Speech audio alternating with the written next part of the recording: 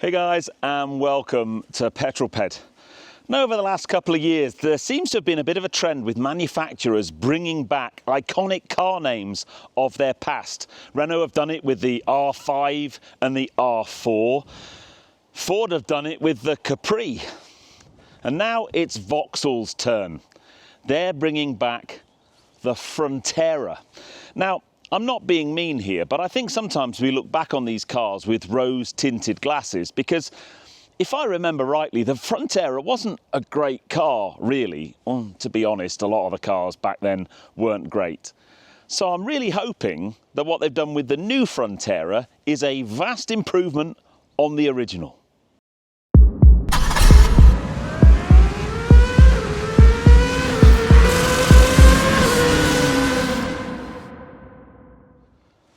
Now, one of the challenges of getting invited to these first drive events that I do is finding somewhere to do your static filming.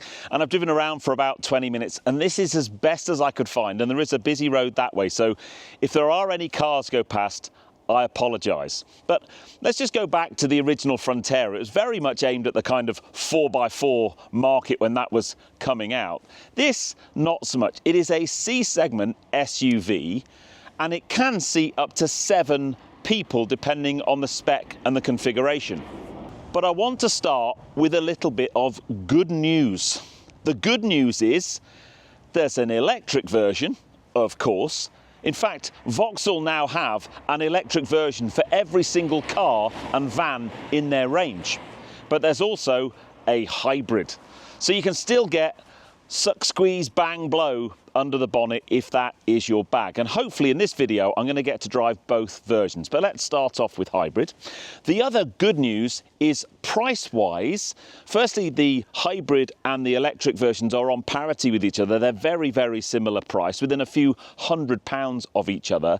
And even the top spec Frontera is still under £30,000. So Vauxhall have tried really, really hard to make this car an affordable, attainable family car. In fact, the Frontera starts from just over £22,000. So it will be interesting to see what level of equipment and what level of fit and finish you get for that kind of money. Now, styling-wise, I will admit I'm quite liking what Vauxhall have been doing over the last couple of years. I guess it started with Astra. This front end, they call it the Vauxhall visor, but it's got this black trim with the lights. It's quite a chunky but quite clean design, and I do quite like it, and this new Frontera follows in that family DNA for sure. Now, interestingly, the car is just under 4.4 metres long, which is about the same as the Vauxhall Astra, but it's got a higher roofline and more space inside. In fact, the tagline that we were led with this morning in our press briefing was the fact that this car is really spacious inside. And if you get the GS or Ultimate spec in the mild hybrid, you can spec 7 seats in the back. This particular car I've got on test today is just a 5-seat version. But I think the side profile is actually quite nice. You can also get a set of roof rails, spec dependent. Those roof rails have a maximum load capability of 240 kilograms, so it'd be brilliant for things like roof tents and exploring. In fact, back at the hotel, they've got one of these with steel wheels and the roof box on the top, and it does look very cool indeed. Now, I think the styling good news continues around the back. I quite like the detailing of the lights. It's quite a clean looking car, this, but from a space point of view, this is its party piece. So with the rear seats up, you get 460 litres of space. Drop those rear seats, get rid of this parcel shelf, and you get 1,600 litres of payload, easily enough to carry. I mean, I could easily get my bike in there if I had it with me. You could get loads of family stuff if you're taking a family away. It's very much aimed at a family car market. And in this hybrid, you've also got a fairly decent amount of underfloor storage. And also, this lip, there isn't a major lip and it's relatively low to the ground. It's been designed to make it as easy as possible to get things in and out. So far, it's quite good news, I think, for this new Frontera. I wonder if that continues on the inside. More good news. First thing I need to do though is move that up there because it was digging in the middle of my back. But rear passenger space. So I am 6'3". I have a 34 to 35 inch inside leg. Sitting in the back of cars is notoriously cramped for me. This driver's seat is set for me as a driver, and I have ample room in the back. My feet have got plenty of space underneath this seat. I've got loads of headroom, and all in all, it's a very spacious, very comfortable place. And I think for a C-segment car, really, really impressive. Again, depending on spec, I've got a couple of USB charge ports there, a 12-volt socket. I've got Isofix on these rear seats, and it's all good so far. However, when you build a car to come in at a particular price point, and the price point of Frontera, as I've said, is 22 to under £30,000, you need to kind of make budgetary savings somewhere. And straight away in here, I feel like it's choice of materials. It's got cloth seats, which are fine and actually look really nice, and the front seats have something very clever about them. But the door cards and everything else is just generally quite cheap feeling plastic. Let's jump in the front seat and see if that is an improvement or whether that carries on.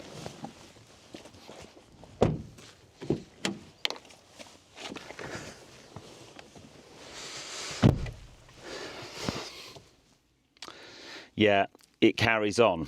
The good news is I can't see any piano black at all, but the materials that are in here, I mean, they're all right. And again, I didn't expect it to be covered in Napa leather or anything, but it doesn't have a premium feel. It has, I mean, let's face it, this is a family car. All of these surfaces are easy, wipe, clean surfaces. You're not going to worry about your kids bringing an ice cream into the car.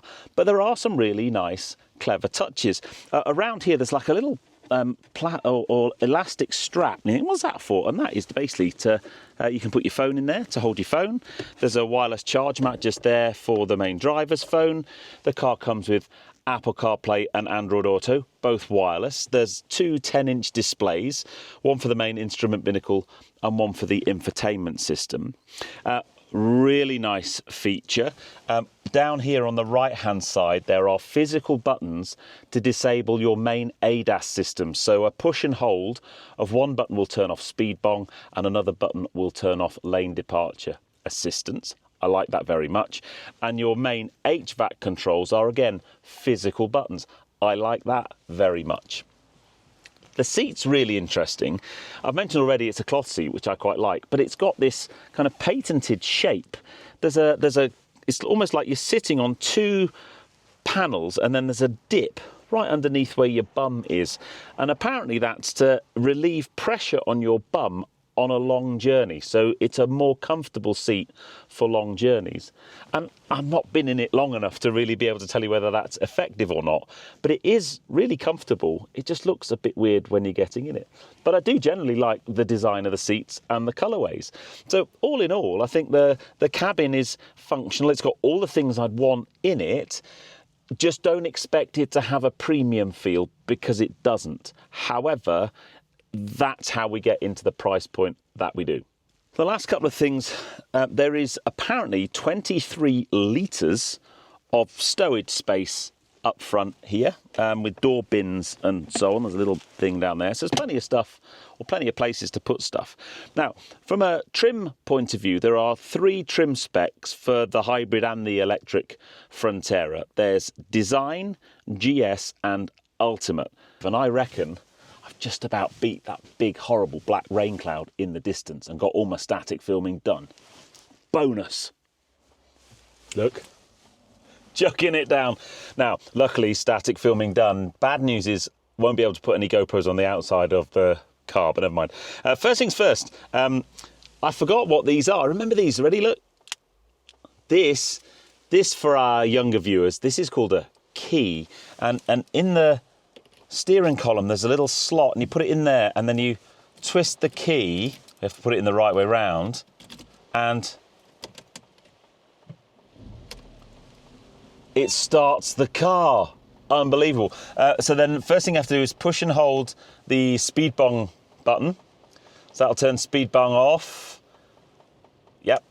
and then push and hold lane departure assistance, and then we can get going. So we'll plonk it in gear, and then we will head on out into this absolutely horrible weather, and I'll tell you more about this hybrid that we're in, and then I might go this way, looks nicer. The weather doesn't look nicer. Oh my days, look at this. I've driven into a monsoon. Good test for the windscreen wipers though, I guess. That's always a good thing. Let's test the windscreen wipers. This lovely lady was running past me when I was doing my filming. I thought she was literally about to pass out. I thought she was having some kind of coronary episode. Anyway, let's find some nicer bits of road, and I'll tell you more about this little hybrid that we're in.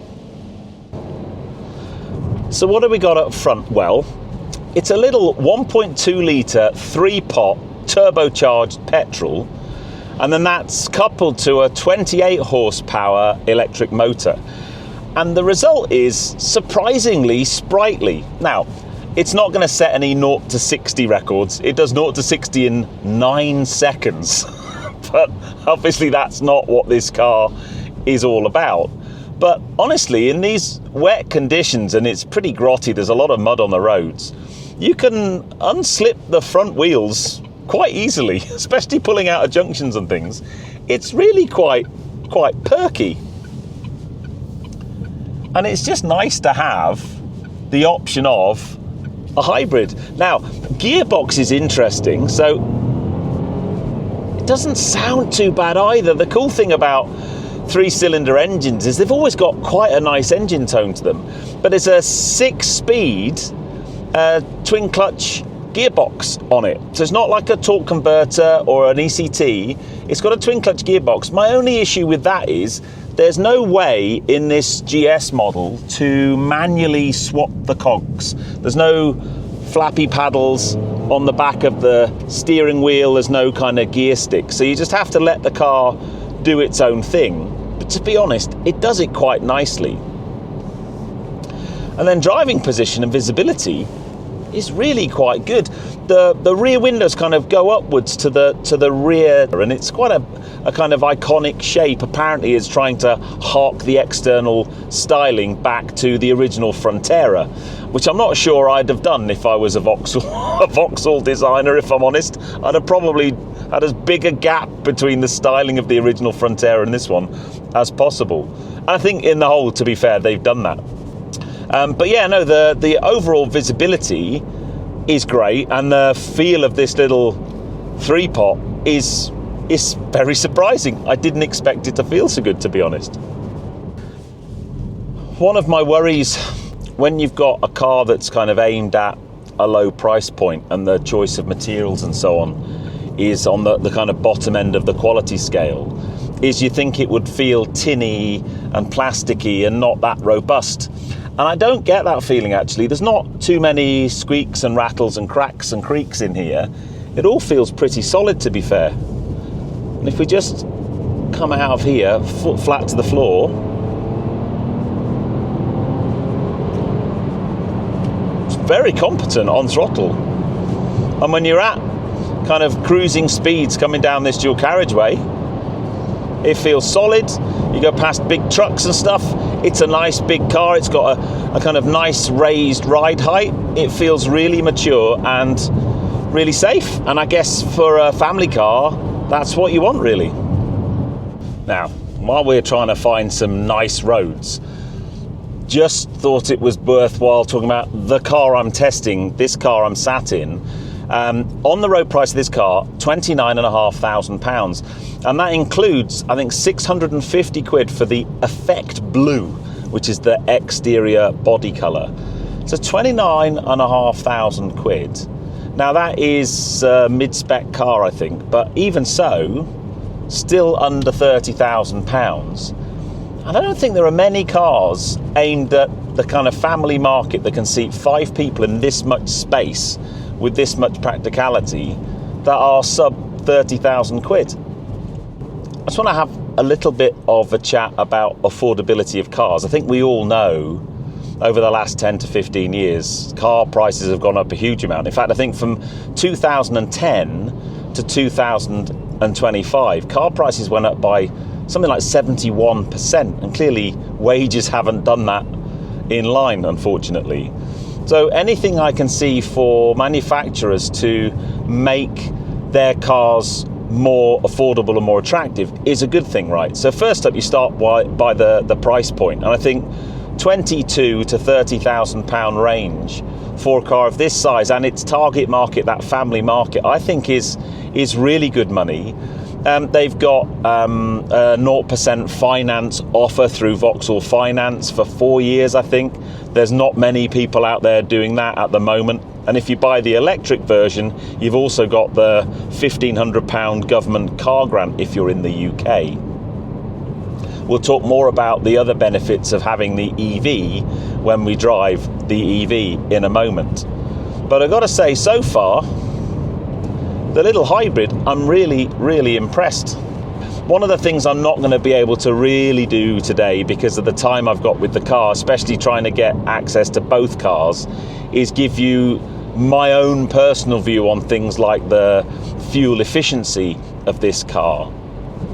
But from a spec point of view, from the equipment in it, and from the way it feels to drive, I'm actually quite impressed. More impressed than I thought I'd be. I don't know what I expected when I came along today. I was a little bit cynical, maybe.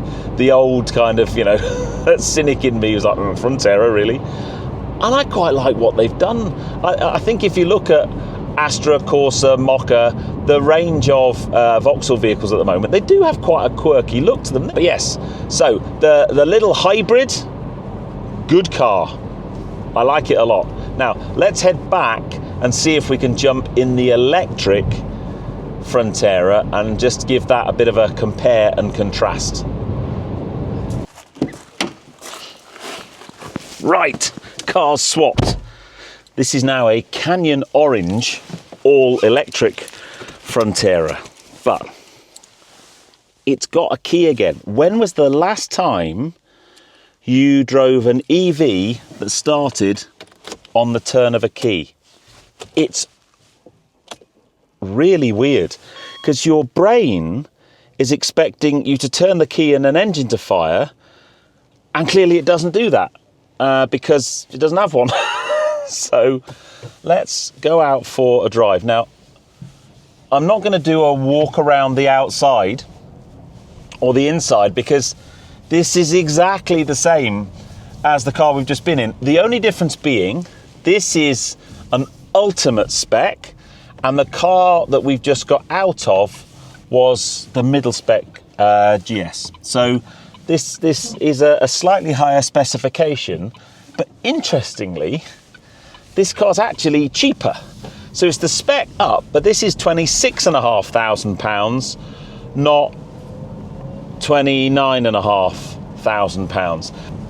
But there are two battery sizes for the EV platform Frontera, 44 and a 54 kilowatt hour. And this is the smaller battery, so it's gonna have less range, but the upside of that is cheaper. Okay, we are now few miles in, starting to get my head around this car a little bit. So we've got 145 PS and I think 220 Newton meters of torque. So it's not a performance EV, but it doesn't feel sluggish at all. And I've done a couple of overtakes and it's got all the zip you would need. As I mentioned, there are two battery sizes. This is the smaller battery Frontera, and I think for some of you, range may well be an issue in this. So it's showing 57% of the battery and just 75 miles of range. So I think you're looking realistically under 200 miles of range in this car, and DC charging is up to 100 kilowatts. So it's not super speedy, and that'll be to do with the price point. To get a car to charge at more than 100 kilowatts is a significant hike in price. So I think though, with a 44 kilowatt hour battery, 100 kilowatt charging is quite quick enough, and you're going to be able to get a decent amount of charge back in just sort of 20 to 30 minutes, just long enough for a coffee stop, as it were. So you may well want to kind of go for That's my mate Brian. Hey! You may well want to go for the bigger battery size if you want that little bit more range. That's quoted up to around about 250 miles, so maybe more like it for many of you. But I think the really interesting thing is that the car we're sat in is the top spec Ultimate, yet it's £26,500, so it's actually cheaper than the mid-spec Hybrid. So there's kind of pricing parity between the internal combustion engine or hybridized Frontera and the electric, which is really cool because normally electrics are an awful lot more expensive.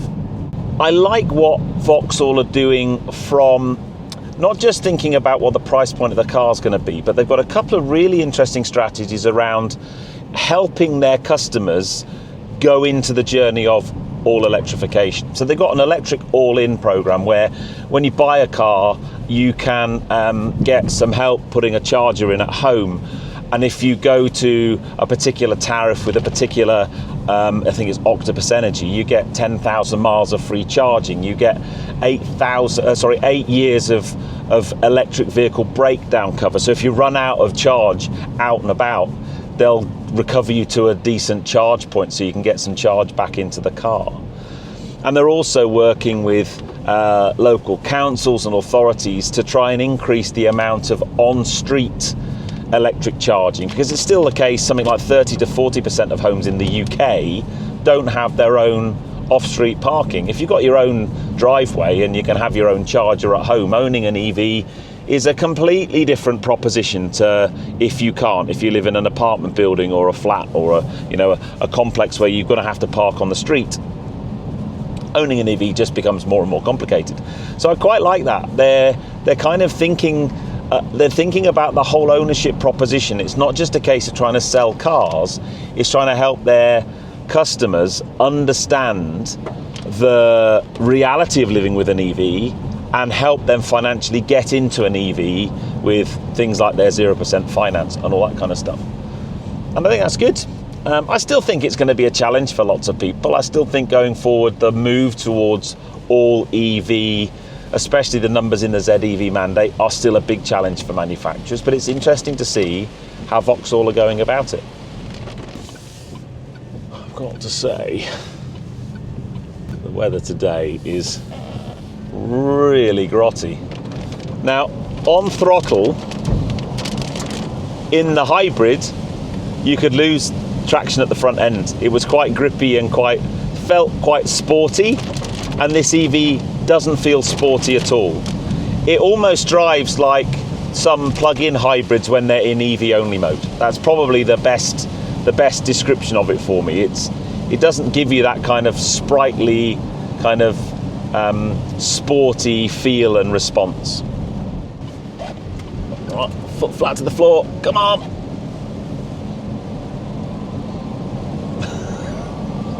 It's all right. Anyway, my final thoughts on the Vauxhall Frontera. I am pleasantly surprised. I don't want to sound harsh by saying I didn't expect a great deal today. I don't know. But I am pleasantly surprised. It's a well thought through car. It's so spacious inside. Honestly, I'm a big tall chap and I've got more than enough room. I've had to pull my driver's seat forward a little bit. The driving position's really nice, and I can imagine sat here for a long journey would be lovely. I've got all the systems I want on the car to make long journeys really nice. It's been fascinating driving the Hybrid and electric back to back. We'll start off with the Hybrid first of all. Although it's only got a little 1200cc 3-pot, it's actually a really nippy little car. I would like the option or ability to manually shift the gears, but that's probably not what most people would want out of that car. Certainly the target market buyer for that car probably doesn't care about going into manual override. But it was an impressive little hybrid motor actually, and good amounts of performance. I'd like to run it for a little bit longer to understand what its fuel economy would be like. I can't give you those numbers today other than the ones quoted by Vauxhall. And then the electric one, well, this small battery version, if I were to buy one of these, would not be the car I would go for. I'd go for the 54 kilowatt hour battery version, and that would be on almost exact price par with the car I drove this morning, I think, just under £30,000. It would give you that a little bit more range, 250 miles of range. And I think that, for that money, is a really, really interesting proposition for a family. I think you've got to look at this car as a family car. You've got a couple of kids, you want to take stuff away with you at the weekend. You're going to be doing the school run and all those types of things. You've got kids bringing, you know, ice creams and chocolate bars and all the things that they do, muddy boots. So actually this interior would probably be perfect for them because it's all white, clean surfaces. Here's me moaning about the fact there's no Napa leather or Alcantara. They're the last things you want in a car when you've got kids in them. Or dogs. Don't do kids, I'm afraid. But yeah, no, on the whole, it's a really interesting package. And as I said, I just like what Vauxhall have done. They kind of understood where they sit, and they've understood the challenges that the current car buyer faces. And they've tried to do, I guess, a little bit of a Dacia, really. You know me, I'm a big Dacia fan, where they bring in some of the best value cars currently on the market, I think. And this has a very similar feel to me. And that's not a bad thing at all. I think it's a really, really good thing. And I think more manufacturers should be doing it. External styling, I actually quite like the way the car looks. I've mentioned already the Vauxhall visor, the kind of front end of all the Vauxhall cars. I think looks really, really smart, and I'm looking forward to next year because they're bringing back the GSE moniker for their performance cars. They're going to bring back some performance EVs, starting with the Vauxhall Mocha. So quite looking forward to seeing what that looks like. But let me know what you guys think of the new Vauxhall Frontera. Yeah, I'm going to give it a pretty decent score. I won't actually give it a number out of 10, but it's a bigger number than I thought it was going to be. I really like it. Anyway, if you enjoyed that, please give me a thumbs up. Comments below are always welcome, and if you haven't done so already, please subscribe to Petrol Ped for plenty more content to come, and I'll see you on the next film. You take care, guys. Drive safe.